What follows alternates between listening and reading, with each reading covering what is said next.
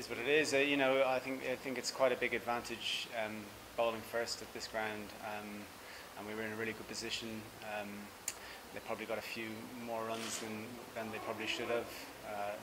The guys played really well, obviously there, but it was a run out and obviously a drop catch and a few things we let go on the field, but still I think we could have chased 250. We were in a good position there, myself and Kev, and obviously the 2 wickets in 1 over sort of put pay to that. But fair play to the West Indies. I thought they did really well to win that game, considering they lost the toss and a helpful wicket.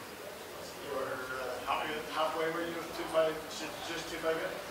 Yeah, I think we looked like we could chase that once we got into position, myself and Kev at the crease there. I think they probably got a few too many there. We didn't, when we pick the 2 spinners, we don't potentially have the guys at the end to bowl the death overs, and that hurt us a little bit. But Andy McBride bowled really well, and George bowled very economically, so it's hard to criticise that as well. So, as I said, we were in a good position at 160, 170 for 4, and we possibly shouldn't have lost by 50 runs from that position. What was the thinking of opening the Andy McBride? But the 2 lefties that we played here the other day, and it gripped and turned early in the morning, and he bowled really well with the new ball, and I still think he bowled well with the new ball, but it just didn't have that grip and turn that we thought it might have. It felt very tacky like it did the last day, so it actually probably nipped around more than anything else. So Boyd and especially Tim Mercer bowled absolutely outstandingly in that first 10 or 12 overs to get them 2 or 3 down. So that was the thinking. He bowled really well, it just didn't do what we thought it might do. Boyd obviously probably deserved better figures than 1 for 55. Yeah, definitely. He bowled all the toughest overs really. He got Evan Lewis, very dangerous player, got him out early and went past the bat numerous times. So I thought he bowled really well, and he's continued on the form he's had for the last couple of months. A good start and just didn't happen, unfortunately.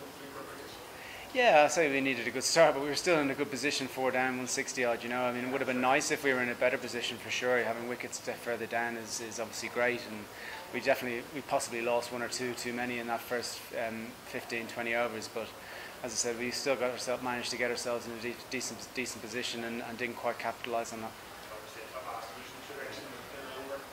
Yeah, I mean, once that happened, 2 set batsmen to get out like that wasn't ideal. I've just clipped to a ball. Don't really know how it got there, to be honest with you. And then obviously Kev's missed a straight one as well, so it didn't really do that much. It's just one of those things. You lose a couple of wickets, and you're right, when you're 4 down and then suddenly go to 6 down, it's really tough for 2 new guys to get those runs. Progress in Super 6 is still in our own hands. Victor and etc. Yeah, well, we still know if we win the rest of our games, we'll probably get there. So, if we need to beat the UAE first and get to the Super Sixes, and then we have 3 more games to win to try and qualify for World Cup. So this isn't the be-all and end-all. Obviously, it would have been great to take these points through to the Super Sixes and make our job a bit easier. But we know we're playing some decent cricket, and we've got a good chance.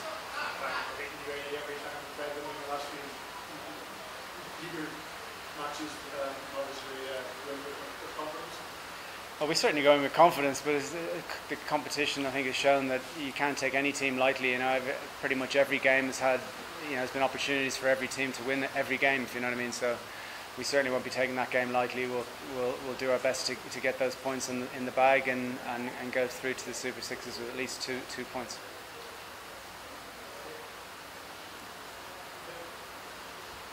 Good. Thanks, Ian.